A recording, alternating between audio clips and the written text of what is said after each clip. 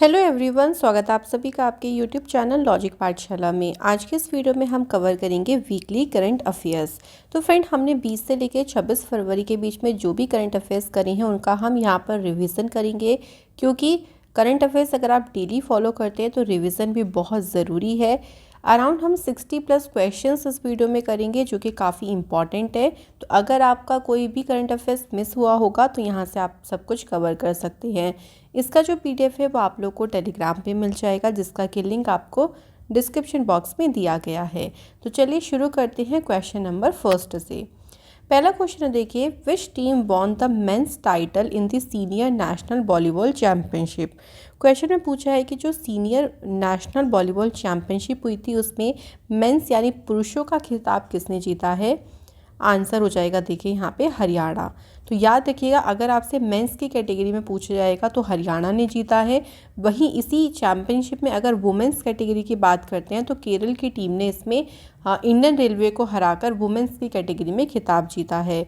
इस बार जो ये चैंपियनशिप हुई है ये इसका 70th एडिशन है, और ये हुई कहाँ पे है तो देखिए बिजू पटनायक इंडोर स्टेडियम जो कि भुवनेश्वर में है, वहाँ पे इस चैंपियनशिप को कराया गया है।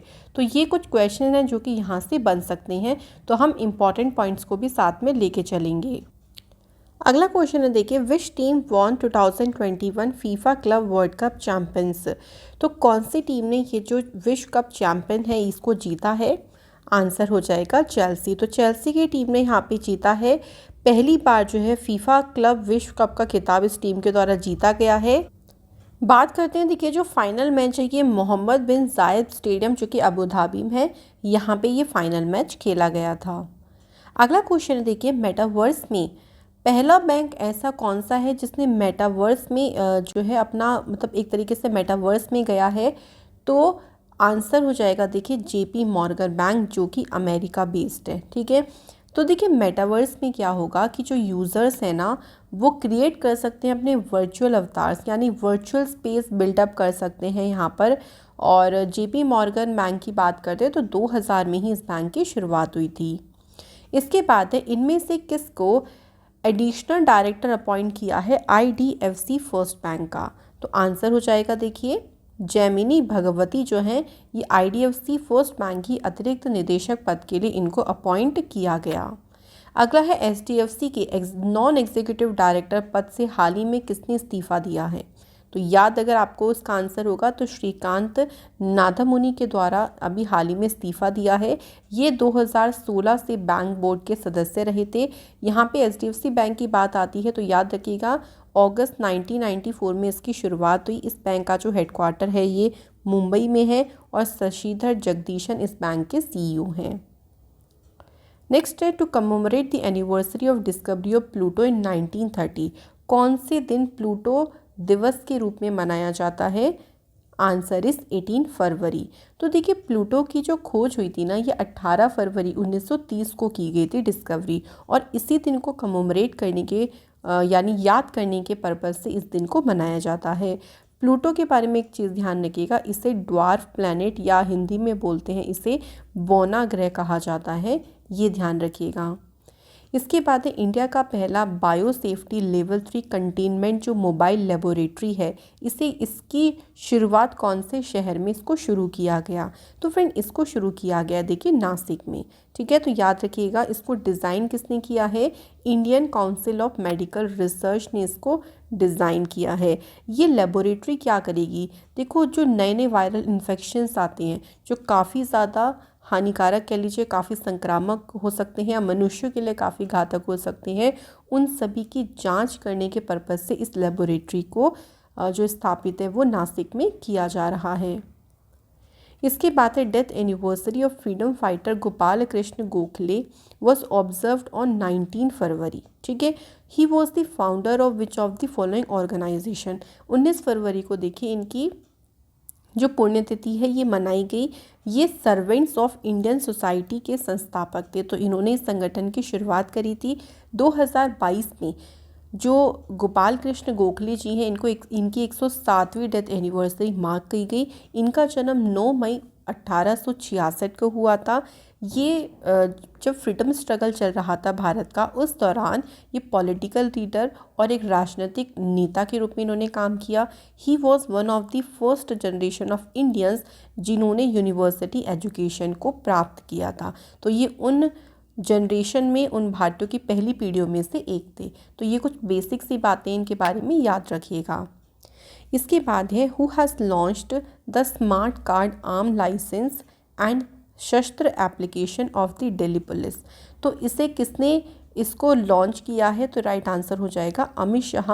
अच्छा, अमित शाह के पास एक तो है होम अफेयर मिनिस्ट्री, ये ध्यान रखिएगा। एक और मिनिस्ट्री है इनके पास, मिनिस्ट्री ऑफ कोऑपरेशन, जिसे हम कहते हैं सहकारिता मंत्रालय। तो इसकी अभी हाल ही में शुरुआत हुई थी, याद रखिएगा अमित शाह जी के पास ये मिनिस्ट्री। ठीक है, तो जो स्मार्ट कार्ड आर्म लाइसेंस हो गया और जो शस्त्र एप्लीकेशन है, इसको अमित शाह के द्वारा लॉन्च किया गया है। अगला है इनमें से कौन से बैंक ने गवर्नमेंट ऑफ इंडिया के साथ में 115 मिलियन डॉलर का एक लोन एग्रीमेंट साइन किया है? ये लोन एग्रीमेंट भारत सरकार के साथ वर्ल्ड बैंक ने साइन किया। अब इस लोन एग्रीमेंट से क्या होगा, देखो जो वाटरशेड मैनेजमेंट है ना, उसको इम्प्रूव किया जाएगा। तो उसके लिए ही पूरा का पूरा अमाउंट है जो भारत सरकार को दिया जा रहा है। अगला है इनमें से किस इंस्टीट्यूट के द्वारा डेवलप किया गया है एक drone based crop health forecasting solution? Answer इस IIT नया रायपुर। तो इन्होंने इस ड्रोन जो ये फोरकास्टिंग सोल्यूशन है, इसको डेवलप किया है। अब देखो ये क्या करेगा, तो इसका उपयोग किया जाएगा कि मान लीजिए फसलों में कीड़े लग जाते हैं, इंसेक्ट लग जाते हैं, कोई बीमारी लग जाती है, उसका पता लगाने और कैसे उसका एक एक्यूरेट सॉल्यूशन एड्रेस कर सकते हैं, ढूंढ सकते हैं, उसको सुझाने के लिए इसका यूज़ किया जाएगा। इसको इंदिरा गांधी एग्रीकल्चर यूनिवर्सिटी के साथ मिलकर इसको डेवलप किया गया है। इसके बाद है कितने डिस्ट्रिक्ट, भारत में कितने जिलों को हर घर जल जीवन मिशन के तहत हर घर में नल का पानी मिला है? यानी इसमें टोटल कितने डिस्ट्रिक्ट हो गए हैं अब? तो आपका आंसर होगा 100 डिस्ट्रिक्ट। क्वेश्चन इंपॉर्टेंट, वो 100वां डिस्ट्रिक्ट कौन सा बना है ये भी पूछ सकते हैं। तो हिमाचल प्रदेश का चंबा डिस्ट्रिक्ट है जो कि 100वें नंबर का जिला बना है इस मिशन के तहत। इसमें देखिए और भी कुछ, जैसे कि गोवा हो गया, हरियाणा, तेलंगाना, अंडमान निकोबार आइलैंड, पुदुचेरी, दादर नगर हवेली, दमन दीव, ये सभी भी हैं जहाँ पे हर घर में नल की आपूर्ति हो गई है। देखिए यहाँ पे बात आती है जल जीवन मिशन की। तो इस मिशन की शुरुआत 2019 में की गई थी और इसमें एक टारगेट रखा गया है कि 2024 तक हम हर घर में जो टैप कनेक्शन है वो प्रोवाइड कर देंगे, हर ग्रामीण घर तक। तो याद रखिएगा, पूछ सकते हैं। इसके बाद देखिए भारत का कौन सा शहर ऐसा है जो कि इंटरनेशनल ओलंपिक कमेटी के सेशन को होस्ट करेगा 2023 में? तो ये इम्पॉर्टेंट क्वेश्चन है, तो आंसर है मुंबई।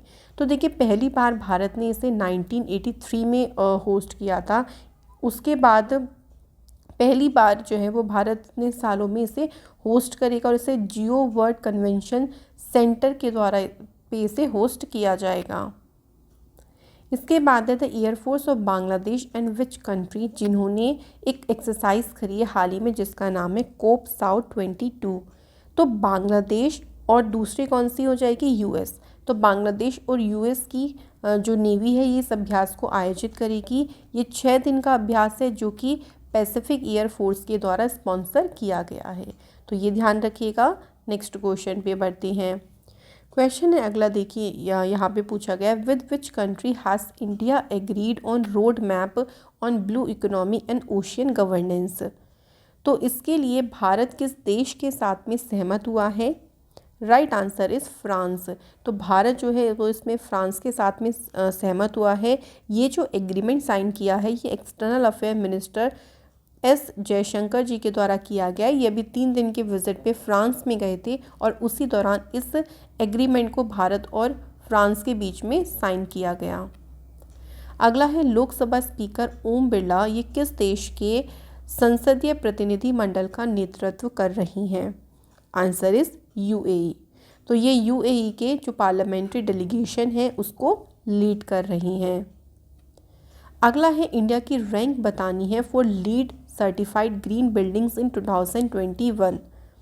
तो इसमें जो ये इसकी एनुअल लिस्ट आई है, इसमें विश्व भर में भारत का कौन सा स्थान है? तो आंसर हो जाएगा फ्रेंड, इसमें भारत का तीसरा स्थान है। पहले नंबर पे है चाइना और दूसरे नंबर पे है कनाडा। यूएस देखिए, याद रखिएगा कि इस लिस्ट में इंक्लूड नहीं है। लीड मतलब होता है leadership in energy and environmental design. It is the most widely used green buildings rating system in the world, और इसी में भारत जो है वो तीसरे स्थान पर है। अगला है, कौन सी मिनिस्ट्री ने मेरी पॉलिसी मेरा हाथ ये जो कैंपेन है इसको शुरू किया है? तो ministry of agriculture and farmer welfare के द्वारा इसको शुरू किया गया। और ये मिनिस्ट्री किसके पास है? तो नरेंद्र सिंह तोमर जी के पास है ये मिनिस्ट्री। ठीक है, और इसके अंतर्गत देखिए जितने भी फार्मर्स हैं ना, उनको पॉलिसीज़ के बारे में जो भी गवर्नमेंट के द्वारा शुरू की जाती हैं उनसे अवगत कराया जाएगा, उस पॉलिसी के बारे में बताया जाएगा। इसके बाद है, सौभाग्य स्कीम के तहत कौन सा स्टेट है जहाँ पे सबसे ज़्यादा घरों का विद्युतीकरण हुआ है? तो आंसर हो जाएगा यहाँ पे फ्रेंड राजस्थान। तो इस योजना के अंतर्गत राजस्थान में सबसे ज़्यादा घरों का विद्युतीकरण हुआ है। वहीं सेकंड नंबर की बात करें तो सेकंड नंबर पे कौन सा राज्य है? छत्तीसगढ़। हिमाचल प्रदेश, सिक्किम, जम्मू कश्मीर इस इनिशिएटिव में बिल्कुल नील बेनिफिशियरीज हैं, याद रखिएगा, पूछ सकते हैं। ये सौभाग्य स्कीम की अगर बात करते हैं देखो, तो इसकी शुरुआत कब हुई थी? 2017 में हुई थी। ठीक है, ये पूछ सकते हैं। इसका मेन उद्देश्य ही यही है कि हर एक घर तक जो इलेक्ट्रिफिकेशन है, यानी जो इलेक्ट्रिसिटी कनेक्टिविटी है, वो हर ग्रामीण घर तक, हर पुअर हाउस होल्ड तक, चाहे अर्बन एरिया में हो, वहाँ तक पहुँचाई जा सके। अगला है, नॉर्दर्न स्टेट्स मिज़ोरम और अरुणाचल प्रदेश, हाल ही में इन्होंने किस दिन अपना फाउंडेशन डे सेलिब्रेट किया है? आंसर हो जाएगा 20 फरवरी। तो इन दोनों की स्थापना हुई थी 20 फरवरी 1987 को। अरुणाचल प्रदेश बना था 24th राज्य और मिज़ोरम बना था 23rd राज्य। ठीक है, तो याद रखिएगा, मिज़ोरम के लिए 53rd अमेंडमेंट किया गया था इंडियन कॉन्स्टिट्यूशन में 1986 के टाइम पे। अरुणाचल प्रदेश जो कि हमारी इंडिया का सबसे नॉर्दर्न पार्ट है, एक्सट्रीम नॉर्दर्न पार्ट है, इसे land of the rising sun के नाम से भी जाना जाता है। अगला क्वेश्चन है, अ नेशन टू प्रोटेक्ट, ये बुक किसने लिखी है? तो देखो, अगर बात करें इस बुक की तो प्रियम गांधी मोदी के द्वारा इस बुक को लिखा गया है। आपको एक वीडियो प्रोवाइड कर दी जाएगी जिसमें हम जनवरी और फरवरी में जितनी भी बुक्स आई हैं उन सभी को एक ही वीडियो में कवर कर लेंगे, और इसमें भी हम याद करेंगे इनको ट्रिक्स से। ठीक है, ताकि आपको एग्ज़ाम में बिल्कुल भी दिक्कत ना पड़े, तो इसकी अलग से हम वीडियो करेंगे। एक और बुक है, a history of Sriniketan, Rabindranath Tagore's pioneering work in rural construction. ये बुक किसने लिखी है? तो फ्रेंड, ये बुक लिखी है उमा दास गुप्ता ने। अगला है, देखिए, अपनी नई पुस्तक how to prevent the next pandemic के साथ कौन आएंगे, यानी ये बुक भी किसके द्वारा लिखी है? तो बिल गेट्स के द्वारा इस बुक को लिखा गया है, और इस बुक को पेंगुइन रैंडम हाउस जो है पब्लिश करेगा। 3 मई को इस बुक को रिलीज़ किया जाएगा।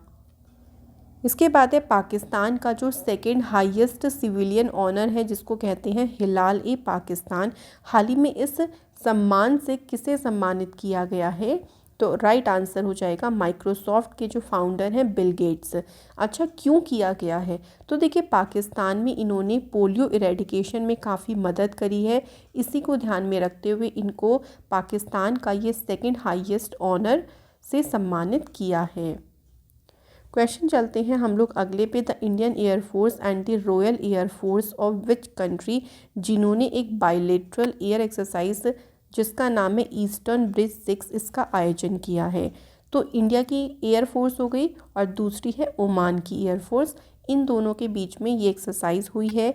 कहाँ पे हुई है? तो याद रखिएगा, एयरफोर्स स्टेशन है जोधपुर में, यहाँ पे इसको कराया गया है, और इसका कौन सा एडिशन है? ये 6th एडिशन है। ठीक है, तो ये आपको बस सिंपली इतना ध्यान रखना है। इसके बाद है, कौन सी कंट्री ने सक्सेसफुली टेस्ट फायर किया है द सी डोम सिस्टम, जो कि आयरन डोम का एक नेवल वर्जन है?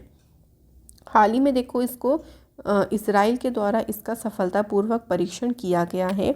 जो सी डोम सिस्टम है ये आयरन डोम का नेवल वर्जन है, जिसको मतलब इसको यूज़ किया जाएगा। देखिए, जो गाज़ा स्ट्रिप है ना, वहाँ से रॉकेट फायर को मार गिराने के लिए इसका यूज़ किया जाता रहा है। तो इसी का ही एक नेवल वर्जन है। इसको इज़राइल का जो लेटेस्ट जनरेशन का वॉरशिप है, कॉर्वेट वॉरशिप, इसको उसमें इंस्टॉल किया जाएगा।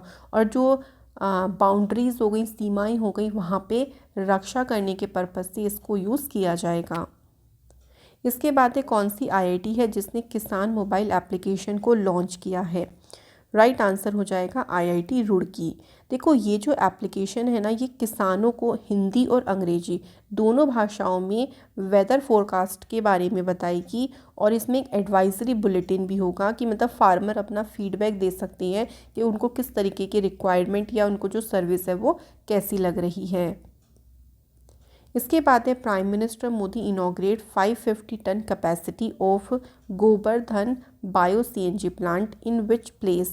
तो इसका जो उद्घाटन है ये इंदौर मध्य प्रदेश में इसका उद्घाटन किया गया है। ये जो प्लांट है, ऐसा कहा जा रहा है कि ये एशिया का सबसे बड़ा बिगेस्ट बायो सीएनजी प्लांट है। इसके बाद है देखिए noted freedom fighter and Gandhian social worker Shakuntala Chaudhary, हाल ही में इनका निधन हुआ है। इन्हें किस वर्ष पद्मश्री से सम्मानित किया गया था? तो ये क्वेश्चन इम्पॉर्टेंट इसलिए है क्योंकि हाल ही में 2022 में ही इनको पद्मश्री से सम्मानित किया गया था और हाल ही में इनका निधन हुआ है। इन्हें शकुंतला बाईदेव, ये शकुंतला बाईदेव के नाम से काफ़ी ज़्यादा जानी जाती थी। अगला है 48 खजुराहो डांस फेस्टिवल, इसका उद्घाटन किसने किया है? तो मंगूभाई छगनभाई पटेल के द्वारा इसका उद्घाटन किया गया है। इसको 26 फरवरी के दिन इस इवेंट को ऑर्गेनाइज किया गया था। इसके बाद देखिए बुक है tribal and indigenous languages of India. ये बुक किसने लिखी है? रमेश सी गौर के द्वारा इस बुक को लिखा गया है। नेक्स्ट बुक है the founders the story of people and entrepreneurs who shaped silicon valley. इस बुक को लिखा है जिमी सोनी के द्वारा। नेक्स्ट क्वेश्चन है चाइना ने विंटर ओलंपिक गेम में कितने मेडल जीते हैं? तो याद रखिएगा चाइना ने टोटल 15 मेडल जीते हैं। इसमें एक बार हम देखें तो देखिए पहले नंबर पे है नॉर्वे जिसने सबसे ज़्यादा मेडल जीते हैं 37, 16 गोल्ड, 8 सिल्वर हैं और 13 ब्रॉन्ज हैं। वहीं जर्मनी सेकंड नंबर पे रहा है, टोटल 27 मेडल, 12 गोल्ड, 10 सिल्वर और 5 ब्रॉन्ज। चाइना रहा है इसमें तीसरे नंबर पे, टोटल चाइना ने 15 मेडल जीते हैं, 9 गोल्ड, 4 सिल्वर और 2 ब्रॉन्ज। याद रखिएगा इंडिया के द्वारा इसमें कोई भी मेडल नहीं जीता गया है और इंडिया की तरफ से सिर्फ एक ही रिप्रेजेंटेटिव थे, Arif Khan, male alpine skier, जिन्होंने भारत की टीम का प्रतिनिधित्व किया। और ये जो ओपनिंग सेरेमनी हुई थी उस दौरान ये कंट्री के फ्लैग बियरर भी रहे थे। याद रखिएगा जो क्लोजिंग सेरेमनी थी उसमें कोई ऐसे फ्लैग बियरर नहीं थे, सिर्फ किसी वॉलंटियर को बना दिया गया था। लेकिन ओपनिंग सेरेमनी में आपको आरिफ खान का नाम ध्यान रखना है। अगला क्वेश्चन है this signature tune for Vande Bharatam was released during an event एकम भारतम। इस ट्यूनिंग को किसने कंपोज किया है? तो इस धुन की रचना करी है रिकी केज और विक्रम घोष के द्वारा। तो answer is option B and C. अगला है इनमें से कौन सा इंस्टीट्यूट है जिसने जिंदल स्टेनलेस के साथ में रिसर्च एंड डेवलपमेंट प्रोजेक्ट के लिए एक समझौते ज्ञापन पर हस्ताक्षर करे हैं? तो आईआईटी धनबाद के द्वारा ये जो है समझौता किया गया है जिंदल स्टेनलेस के साथ में। इसके बाद किसने किसान ड्रोन यात्रा को इनॉग्रेट किया है, जो कि एक इनिशिएटिव है गरुड़ एयरोस्पेस प्राइवेट लिमिटेड का। साथ ही में 100 किसान ड्रोन को हरी झंडी भी दिखाई गई है। किसके द्वारा? तो आपका आंसर हो जाएगा प्राइम मिनिस्टर मोदी जी के द्वारा। अब देखिए जो 100 ड्रोन्स है ना, ये क्या होगा इसका? तो इसको 100 विलेजेस में अलग अलग सेटअप किया जाएगा, जिसमें जैसे उत्तर प्रदेश, पंजाब, गोवा, तो ऐसे अलग अलग राज्यों के 100 विलेजेस यहाँ पर सिलेक्ट किए गए हैं।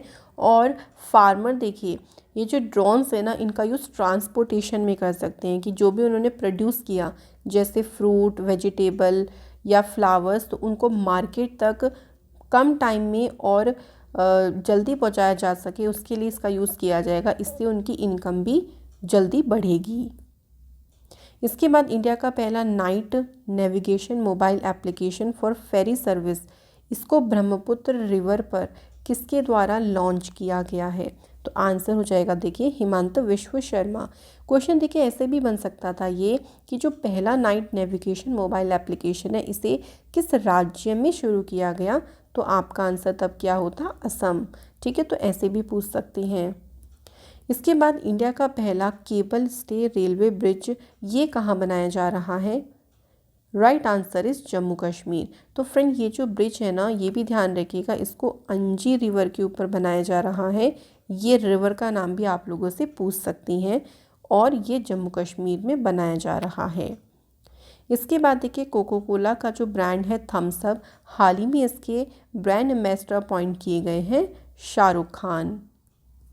इसके बाद है गुरुग्राम डिस्ट्रिक्ट ऑफ हरियाणा के लिए बेटी बचाओ बेटी पढ़ाओ योजना की ब्रांड एम्बेसडर के रूप में किसे नियुक्त किया गया? आंसर इज तनिष्का कोटिया और रिद्धिका कोटिया। तो ये दोनों सिस्टर्स हैं और इनको ही बेटी बचाओ बेटी पढ़ाओ योजना के ब्रांड एम्बेसडर पद के लिए अपॉइंट किया गया है। अगला है who created history becomes youngest ATP 500 winner. तो इसका विजेता बनके किसने इतिहास रचा है? Answer is Carlos Alcaraz. Carlos Alcaraz ये 18 ईयर ओल्ड है और इन्होंने ये चैम्पियनशिप जीत के सबसे यंगेस्ट बन के इतिहास रच दिया। अगला है world number 1 chess champion Magnus Carlsen को हराकर इतिहास किसने रचा है? तो भाई ऐसा पहली बार हुआ है, वर्ल्ड के नंबर 1 ये चेस चैंपियन है और इनको रमेश बाबू प्रगनंद दा के द्वारा जो है वो हराया गया है। ठीक है, तो याद रखेंगे इनका नाम काफ़ी ज़्यादा इम्पॉर्टेंट है एग्ज़ाम पॉइंट ऑफ व्यू से। इसके बाद है हमारा अगला क्वेश्चन, देखिए in which of the following country Indian air force will participate in a multi nation air exercise जिसका नाम है एक्स कोबरा वॉरियर 2022। तो कौन सी जगह पर जाकर इंडिया इसमें भाग लेगी? तो आंसर हो गया यूके, यानी इसका वेन्यू पूछा गया है। ठीक है, ध्यान रखिएगा। और यूके में भी वेडिंगटन एक जगह है जहाँ पे ये अभ्यास होगा। इंडिया का इसमें जो एयरक्राफ्ट है तेजस वो पार्टिसिपेट करेगा। ठीक है, तो ये दो क्वेश्चन यहाँ से ध्यान रखिएगा। अगला है किस शहर ने अपना म्यूजियम ऑफ द फ्यूचर को ओपन किया है, जो कि एक बिल्डिंग है जो कि वर्ल्ड की मोस्ट ब्यूटीफुल बिल्डिंग है और इसे कहाँ पर इसको ओपन किया गया? तो दुबई यहाँ पे सही आंसर हो जाएगा। अगला है कौन सी IIT है जिसने जो कि पहली ब्रांच किस देश में IIT की पहली ब्रांच को स्टेबलाइज किया जाएगा? तो देखिए भारत से बाहर देखिए फ्रेंड पहली बार UAE में जो है इसको स्थापित करेगा भारत। अगला है इनमें से कौन सा इंस्टीट्यूट है जिसने MOU साइन किया है भारतीय आदिम जाति सेवा संगठन के साथ मिलके? तो इसमें नेशनल ट्राइबल रिसर्च इंस्टीट्यूट ने ये एग्रीमेंट साइन किया है। देखो इस MOU के तहत ना एक डिजिटल लाइब्रेरी को बनाया जाएगा और उस डिजिटल लाइब्रेरी के रखरखाव के लिए 150 लाख रुपए भी सैंक्शन करे गए हैं मिनिस्ट्री ऑफ ट्राइबल अफेयर के द्वारा। इसके बाद है कौन सी IIT के साइंटिस्ट हैं जिन्होंने भारत में पहली बार क्वांटम की डिस्ट्रीब्यूशन का सफलतापूर्वक प्रदर्शन किया है? Answer is IIT Delhi. तो फ्रेंड IIT दिल्ली के द्वारा पहली बार, साथ ही में देखिए DRDO के ही भी साइंटिस्ट ने मिलकर जो है पहली बार ये सक्सेसफुली इसका डिमॉन्स्ट्रेशन किया। इसके बाद है इंडियन नेवी ने रिसीव करे हैं 12th anti submarine warfare aircraft P-8I। तो इनमें से किस कंपनी से ये जो एयरक्राफ्ट हैं ये भारत को प्राप्त हुए हैं? तो कंपनी का नाम है बोइंग। ठीक है, तो बोइंग के द्वारा ये जो एयरक्राफ्ट है वो भारत को मिले। अगला है गवर्नमेंट ऑफ इंडिया ने PM किसान स्कीम की कौन सी अभी हाल ही में वर्षगांठ या कौन सी एनिवर्सरी मनाई है? Answer is 3rd। तो देखिए इसकी बात करते हैं PM किसान योजना की, तो इसकी शुरुआत कब हुई थी? 24 फरवरी 2019 में इसकी शुरुआत की गई थी। यूपी के गोरखपुर जो है वहाँ से इसकी शुरुआत हुई थी। ठीक है, PM किसान योजना की। अगला है राजस्थान का जो बजट है वो किसने प्रेजेंट किया है और पहली बार इसमें कृषि बजट को अलग से प्रस्तुत किया गया? तो राजस्थान के जो CM है अशोक गहलोत, उनके द्वारा इस बजट को प्रस्तुत किया गया है। इसके बाद है who has been inducted as a full time member of the economic advisory council to the prime minister? Right answer is Sanjeev Sanyal. इसके बाद देखिए इंडियन ऑयल कॉरपोरेशन के अभी हाल ही में director for planning and business deployment के रूप में इस बोर्ड में कौन शामिल हुआ है? तो यहाँ पे सही आंसर देखिए हो जाएगा सुजॉय चौधरी। अगला क्वेश्चन है who has been appointed as a managing director और सीईओ ऑफ IDBI बैंक। तो देखिए 19 मार्च से इनका काम शुरू हो जाएगा। अगले 3 सालों के लिए इनको अपॉइंट किया गया है और इनका नाम है राकेश शर्मा। इसके बाद देखिए अगला क्वेश्चन है कौन सा देश है जो कि पहला देश बना है जिसने प्लांट बेस्ड कोविड-19 वैक्सीन को ऑथराइज़ किया है? तो फ्रेंड कनाडा जो है ये पहला देश बना है जहाँ पे इस वैक्सीन के उपयोग को मंजूरी दी गई है। अगला है भारतीय नौसेना का जो मल्टीनेशनल एक्सरसाइज है मिलान 2022, इसका आयोजन किस राज्य में किया जा रहा है? तो फ्रेंड राइट देखिए आंसर हो जाएगा यहाँ पे आंध्र प्रदेश। तो आंध्र प्रदेश के विशाखापट्टनम में इसका आयोजन किया जा रहा है। इस बार जो ये इसका एडिशन हुआ है ये 11वां एडिशन है। ध्यान रखिएगा ये जो मिलान एक्सरसाइज है ना ये 1995 से जो है इसकी शुरुआत हो गई थी। अगला क्वेश्चन है इंडियन टेम्पल आर्किटेक्चर देवायतनम पर एक कॉन्फ्रेंस हुई, इस कॉन्फ्रेंस का उद्घाटन किसने किया है?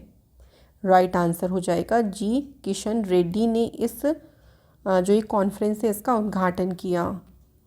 अगला क्वेश्चन है देखिए विच कैबिनेट जिसने अप्रूवल दिया है भारत का पहला इलेक्ट्रॉनिक वेस्ट इको पार्क? तो फ्रेंड दिल्ली की जो कैबिनेट है उन्होंने इसे मंजूरी दी है।